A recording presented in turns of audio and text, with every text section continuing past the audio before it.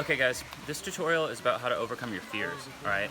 Fear of heights, fear of falling, that can really hold you back when you're first learning parkour. So as you can see right now, I'm standing on a ledge, I'm up kind of high, but I'm totally fearless about it because I feel really safe with my balance, and I also feel really strong with my body, and I feel like I can take any fall from height, okay?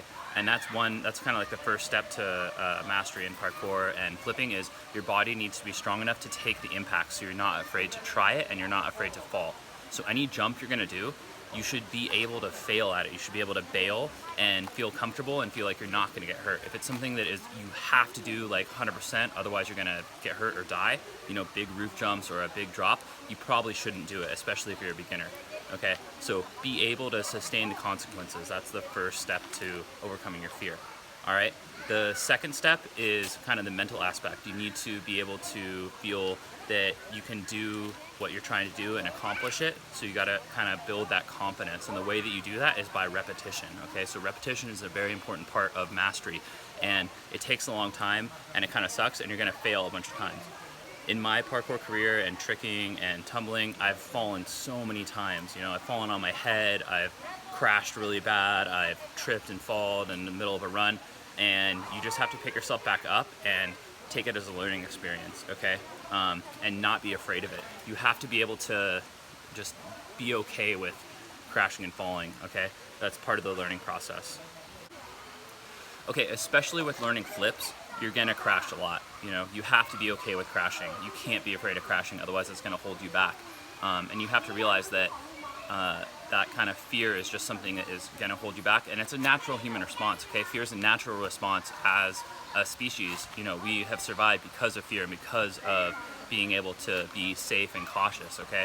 You actually have a brain region in your head called the amygdala, and that triggers fear responses in your body, and it can cause you to kind of freeze up and get tight and be really nervous and increased heart rate. It triggers your sympathetic nervous system, fight or flight, okay? And you have to override that with your conscious mind. That's one of the biggest things we can do as humans is kind of override our instincts and really focus on what you want to accomplish in order to succeed. So I'm going to teach you a 3-step visualization technique that's going to help you to visualize your success before you try a new move.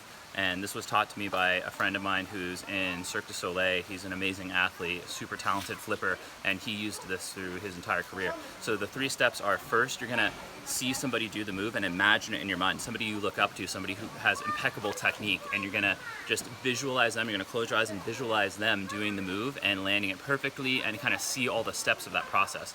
Then the next step is you're gonna close your eyes and imagine yourself in that role. So you see yourself performing that backflip or performing that side flip with really good technique.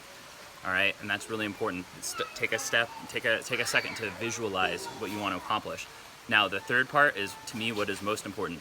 You're gonna think about what it feels like to do that move. So you're gonna think about, all right, when I do that backflip, I'm gonna jump up into the air and my hips are gonna rotate over my head and I'm gonna feel in my kinesthetic awareness what it feels like to do that flip, okay? So you have proprioception, you have kinesthetic awareness, and you're gonna train that throughout your flipping and your parkour career, and that's gonna allow you to kind of feel ahead of time what it feels like to do that move, all right? That's one of the greatest powers we have as humans, is to be able to visualize the future and be able to see ourselves accomplishing something and see different scenarios. And if you just dwell on those scenarios where you fail and where you fall, where you crash, it's going to be more likely that you go into those scenarios. So you got to visualize yourself doing it successfully and be okay if your first try is not 100% perfect. Give yourself a chance on that first try. Be like, all right, this is my bad attempt. I'm going to do it and I'm going to give 100%, but if I crash, it's okay. On that first attempt, you got to give yourself some slack and not expect it to be perfect like the first time around. You just really have to go for it. All right, and that ties into another thing which is important, especially with flips, is commitment. You need to commit to the move. If you do it halfway, it's not gonna work. You really need to jump your hardest. You need to run into your round off backflip with a lot of momentum. You need to commit, all right? You can't just keep doing timers. You can't just keep giving it, 50%. You really need to give it your all. And when you do that and you really commit to it with good form, it's gonna work out.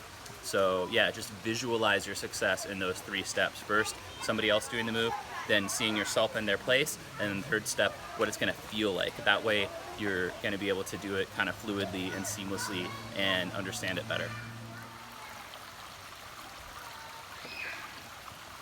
So one thing that I come across with teaching parkour to people is they're afraid of heights and they're afraid of falling. All right, a lot of parkour, you're jumping across roof gaps, or you're jumping to a wall, or walking across a beam at height. And one mental technique you can use to build your confidence is treat your training, treat everything at ground level as if it's at height. Try to really accomplish 100% perfect execution and don't fall, and pretend in your head that you're at height and there's severe consequences to falling.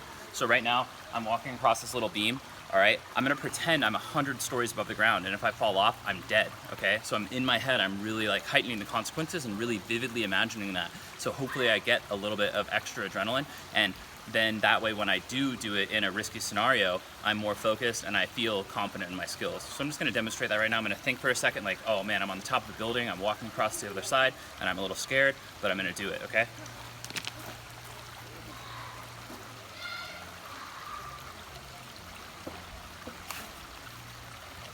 So really take your training seriously, okay? Like be very focused with it, because if you train the way that you want to perform, that way you're going to get better results when you do it in a risky scenario. So one thing that I recommend for training your balance and kind of planning process and reaction time is go on a hike and find a river where there's rocks and try to just balance and walk across them, okay?